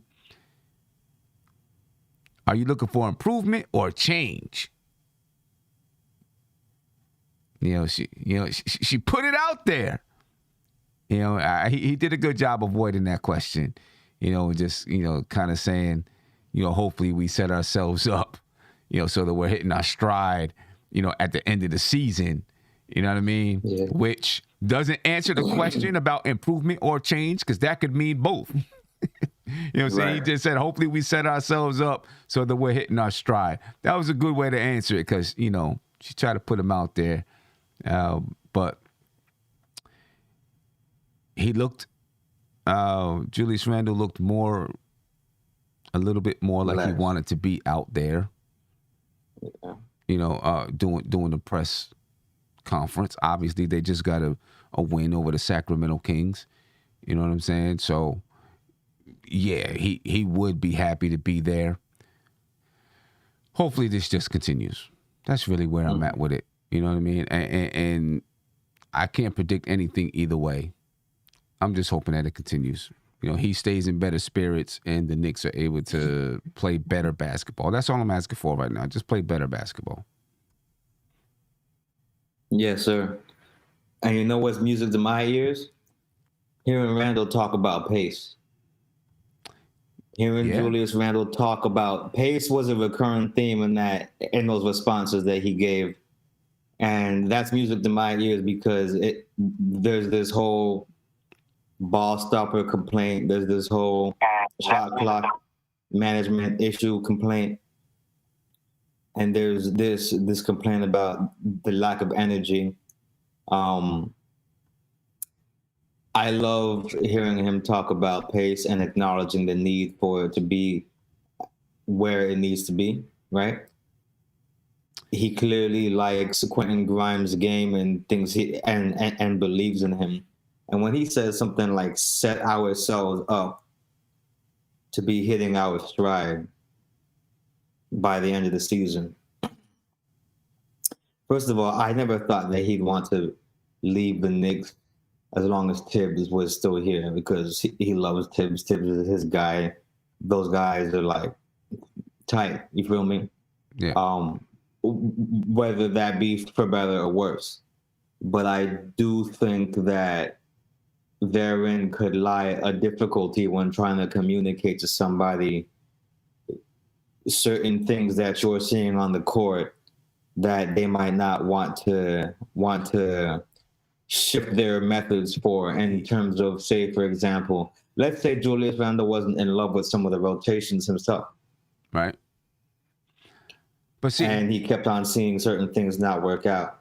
Yeah. I feel like a part of that could go into setting yourself up to be hitting your stride because he might believe in certain guys that Tibbs don't believe in. That's or vice versa. And see, one of the things, people talk about the relationship with Tom Thibodeau and Julius Randle a lot, and that, Julius Randle is Tom Thibodeau's guy, at least right now. And the thing is this, when you're coaching a team, I don't care what anybody says. And people are going to say, you're going to hear coaches to say, I have no favorites. I have nobody that, is my favorite player. They're lying. It's just, it is what it is. When a teacher says, I have no favorites, they're lying. Right? Because when you coach or when you teach or whatever it is, there's certain kids, players, students, whoever it is, that you hit it off with better than others. Mm-hmm. Your personalities match better, whatever it is. Right? So I think it's probably clear that those two guys have some kind of synergy with one another. But when you develop that relationship as a coach, just because you have a certain relationship with a player doesn't mean that you hold that player to different standards. You still got to uphold the same standards to everybody. Because as soon as players see that you have one set of standards for this guy and another set of standards for that guy, you lose those players. Besides, you know what I'm saying? You lose those players. You just can't do it. As a matter of fact, you should probably be. I don't even want to say you should be tougher. Some people are tougher on the people that they have a better relationship with. You know what I'm saying? But you got to develop that kind of relationship where you can say, listen, I don't like what you're doing out here. Right? That relationship is supposed to be strong enough to handle that. That's why you develop a relationship with someone, because as far as being a coach, you develop a relationship with that main player on your team because you're like, if I can develop this relationship with this guy, I'm able to tell this guy when he's not doing right, and he's able to receive it. And that's going to set the precedent for everybody else. You know what I mean? So to me, it shouldn't be that because I have a special relationship with this guy, it's hard for me to tell him, that he's not doing this, that, and the third. It should be easier for me to tell him. And that guy should be able to accept it a little bit more. That's just my opinion. When it comes to coaching, that guy should be able to accept it because it's coming from someone that he has a relationship with. So that this person is telling you these things out of love and not because they want to see your downfall. You know what I mean? Yeah. And it's unfortunate. It's unfortunate because I've seen that play out both ways, and I've experienced that in my personal life both ways. There's some people who, because of the level of familiarity, because of the strength of our relationship and our time knowing each other, I could tell this person anything that I feel like they need to hear, that even if I know they're not gonna like it, right? Or if I know it's gonna cause a disagreement, right? Other people, for that same reason, I'm like, man, like I need to do something more demonstrative through actions to sort of get them to draw that conclusion on their own. You feel me? Yeah. Yeah. And it all depends on the kind of combination of personalities that you have and how those people communicate. And that was one of the main things. Like I didn't say this earlier about the turnovers, but that was one of the main things that I was thinking about during tonight's game was, how is this team communicating with each other on the court, off the court, during practice? Yeah. I think they communicate, I don't know. It's hard to say. Building roots, he said, Sim, he might sound better because Leon Rose probably guaranteed him he wasn't getting traded / moved. I agree with you, right? And the reason why I'm going to say that I agree with you is because the other day, Julius Randle said he still wants to see this thing through. He still wants to be in New York. He still wants to try to win a championship with the New York Knicks.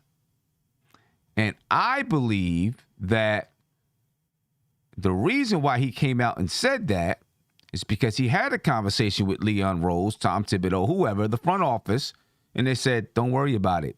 You're not going anywhere. Mm-hmm. You know what I'm saying? And so he felt comfortable in saying, this is what I'm trying to do. I want to be here. You got to love that too. So, that's what I think. I think he probably went to them. He's seen the rumors, that say, hey, the Knicks are willing to part with Julius Randle for the right price and all that kind of stuff. And went to Leon and said, hey, talk to me. Let me know what's going on. You know what I mean? Because if this is the case, what we trying to do? What we doing here? Let me see if I can get to Marvin again. Marvin, my man, what's going on with you? Hey, what's going on, Sam? I'm sorry, man. I think I had my phone on mute last time, man. Oh. What's going on, Savvy? I just wanted to comment on the game tonight, man. I tell you, it's a remarkable thing how one win can change a fan's mind, isn't it, man? You guys played a great game tonight, man, really, man. And I just wanted to touch on something, though, Sam. It's when you get a chance, look at those stats on today's game, and look at the minutes of the guys.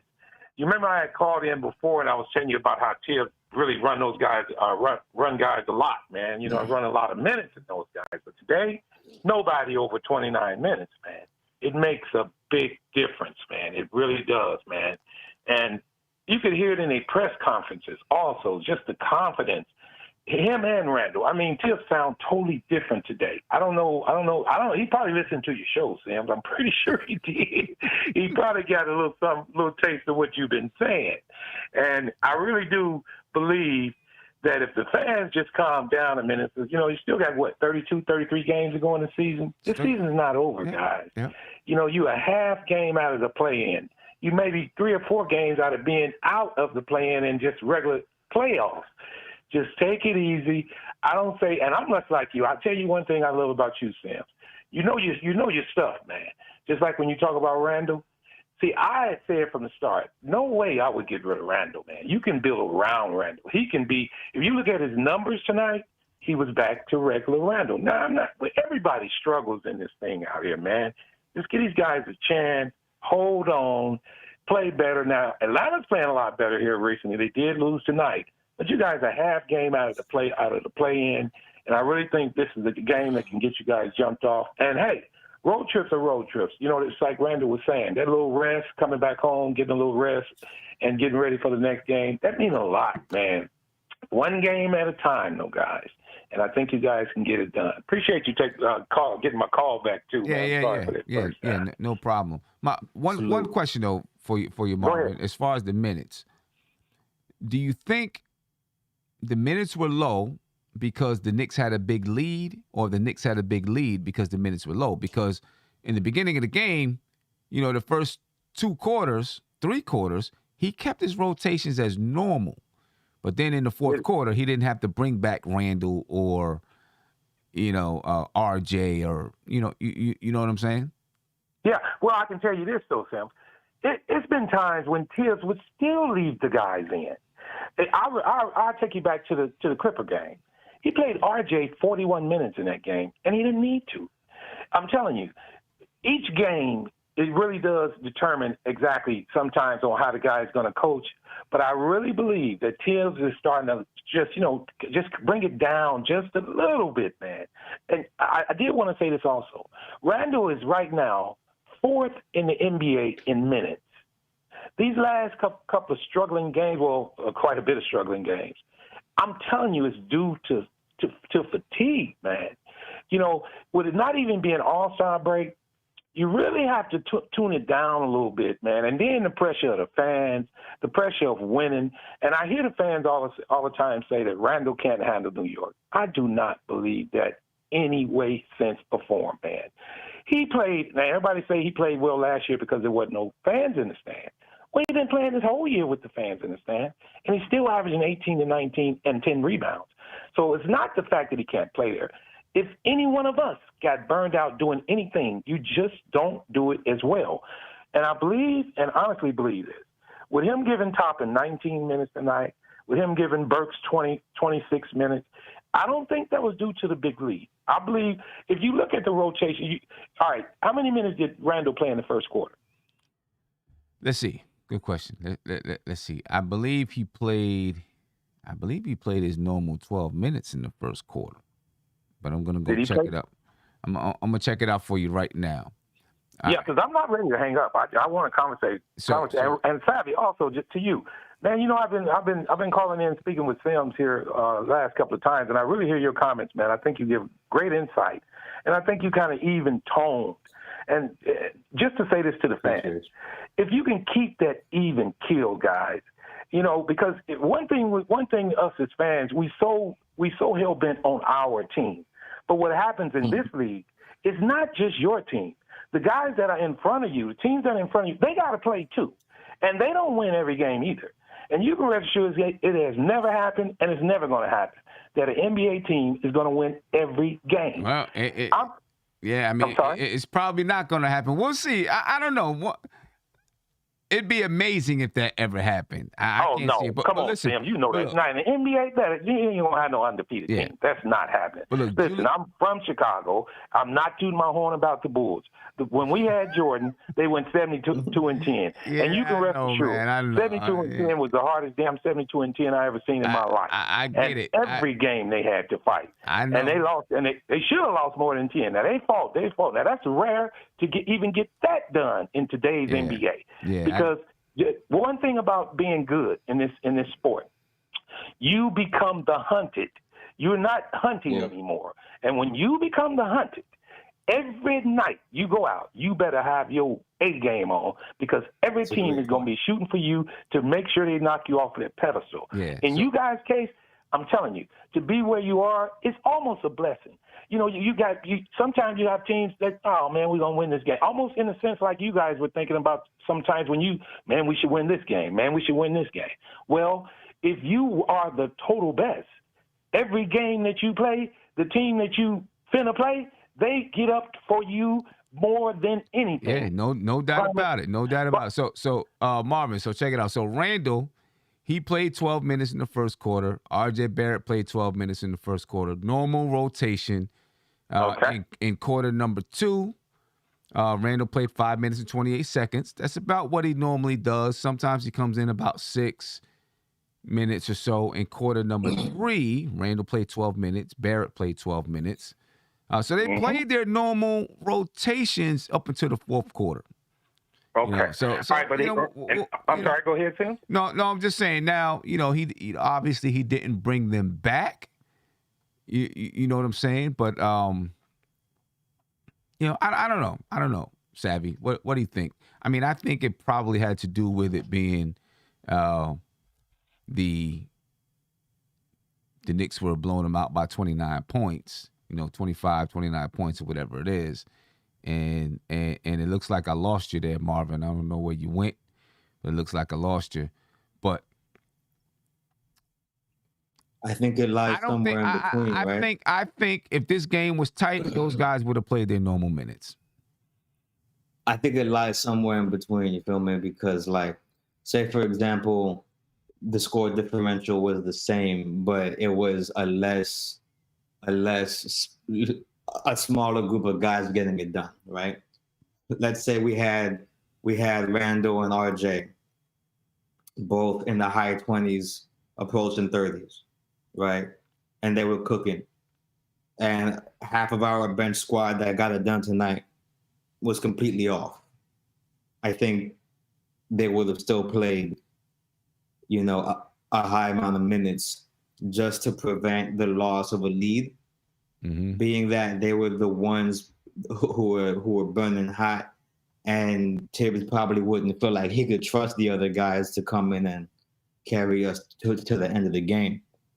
I think having so many hands on deck contributing in their way that they contributed played a definite factor. And I think that, you know, one hand washed the other. That allowed these guys to not have to burn up so hot and have 30 points each. Yeah, you feel me? So I think it's a combination. Okay, all right. Well, we'll see. I don't know. I think Tibbs, you know, if this game was tight, you know, he would have been putting RJ and Randle right back in the game if it was tight. So, you know, we'll see how that goes. But ladies and gentlemen, the New York Knicks with a nice win tonight. 116-96 over the Sacramento Kings. The player of the game was Alec Burks, ladies and gentlemen. He had 21 points, 5 rebounds, 4 assists. All right, you know, this is the Alec Burks that we're accustomed to seeing coming off the bench. He's not scoring 21 every single night.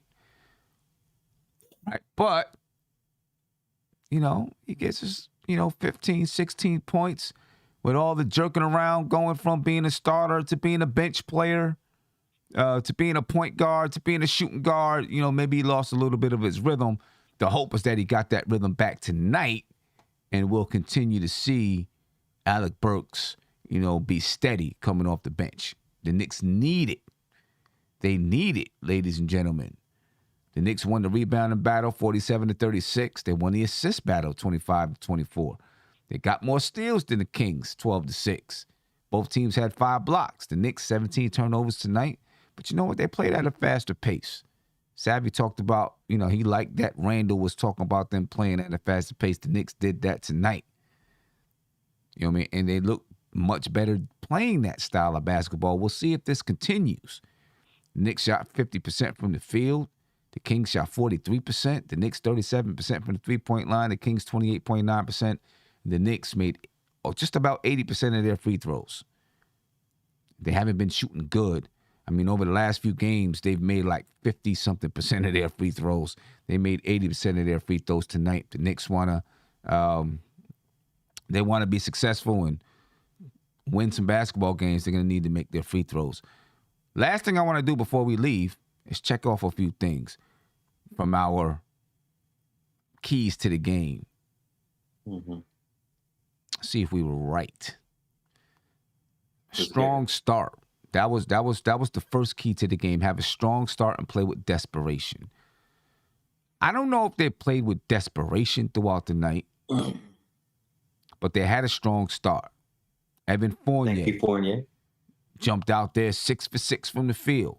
Strong start. So we could put a check mark next to that. Execution. They executed tonight. You know what I'm saying? I mean, you can see the one play when Alec Burks was taking the ball out on the sideline. He passed the ball into Obi. Obi screened his man. The ball comes back to Alec Burks. He knocks down the 3 in the corner. That's execution. And to be honest with you, at first I didn't know if that play, what in the world was going on with that play, because I seen Nerlens Noel coming down, looked like he was trying to set a screen for Obi, and then Obi was going towards Alec Burks. But it ended up being a successful play. Hopefully, Obi and Alec Burks, they executed correctly. It didn't just happen. Hopefully, they executed correctly. But I thought there was good execution today. Even though there were 17 turnovers, I thought we had good execution. Transition defense. The Knicks held the Sacramento Kings to 8 fast break points. Thought the Knicks played some good transition defense. You got a guy like Nerlens Noel out there in that second unit. He's able to run the floor. Mitch is able to run the floor. And I thought everybody did a good job making sure that they got back to not allow the Sacramento Kings to score in transition.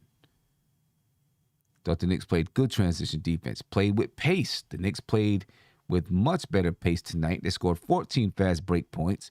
That's not the only sign of transition. In the half court, the ball was moving. The man was moving. It was popping. It was popping. They made quick decisions, right? You heard Tom Thibodeau. You heard Julius Randle talk about it. I thought they did play with pace tonight, and they did not over-dribble. Of course, we just talked about it. They made their free throws. So you could check off everything on this list, ladies and gentlemen. They did everything. Yes, sir. They did everything on this list. They also won the rebounding battle. You check off the things on your list, man, you usually come away victorious. You do small things. I tell my young ladies all the time, Savvy, if you achieve small goals, it leads to big accomplishments. You had 5 small goals on this list. Start strong and play with desperation. Execute, transition defense, play with pace, no over dribbling. Make your free throws. 5 small goals that you accomplished led to a big victory. Absolutely. So all you coaches out there, it's a beautiful thing. All you coaches out there, take that with you. Take that with you. And you know what? That's something that, steal. I steal stuff from coaches all the time. I'm always watching other people coach. I go to people's practices, and I'm like, I'm about to steal that drill. I steal sayings. I steal stuff all the time. I'm always looking to see what kind of sayings I can steal. So I'm telling people, steal it. You achieve small goals, it leads to big accomplishments. And in basketball is the perfect example of that saying coming to fruition or manifesting itself. And with my basketball team, we set a lot of small goals. We set a lot of small goals, about our turnover numbers, rebounding numbers, field goal percentage, in hopes that it's going to lead to something big. So the Knicks did it tonight, man. The keys to the game. They, they took care of some business tonight. So big shout out to the New York Knicks. Savvy, I don't know if you got any last words, but I'm about to get out of here. All right, it's 12:14. I'm going to go grab something to eat, get some rest, get ready for basketball practice tomorrow. I am going to do a shoot around during the day. Yeah. Don't all of y'all, I want y'all to smash that like button. Don't forget to tune into the shoot around tomorrow. Coaches, mind Sim's words. This man is giving you free game, free sermons, for your viewership. Never stop grinding, never stop learning. Big congratulations to Mitchell Robinson for passing Marcus Camby on the all-time block list. Hey, yeah. I forgot about that. Number 5 already. Early in his career. He's been with the Knicks for 4 years. Number 5 on that list already. Telling people, I love this kid, man. Number 5. Big shout out to Mitchell Robinson for that. Yeah. That is a mind-boggling achievement at this stage in his career as a New York Knick. I hope he has longevity as a Knick. And NBA all day, baby. Let's get it. Yeah, no doubt. Ladies and gentlemen, I'm up out of here. I appreciate you all. Check me out tomorrow on the shoot around. We'll have some fun topics to talk about, some good discussions there. I'll be looking forward to taking your phone calls and all that, ladies and gentlemen. I'm out of here. Be easy. Rest easy. Spread love, ladies and gentlemen. Peace. This is NBK, nothing but Knicks. When Sim passed the assist, you know that it's #1 show that breaks down the game. If you can't play defense, stay out my way. Dribble the ball, come down the lane. 5 seconds on the shot clock, who gon' win us the game? You wanna hear Knick updates and trade rumors? Post-game reviews, this the place you tune in. So tell a friend just to keep the ball moving. Like the page if you feeling the movement. Every game we coming to win. Give us a sub like a player that came off the bench. This is NBK, nothing but Knicks.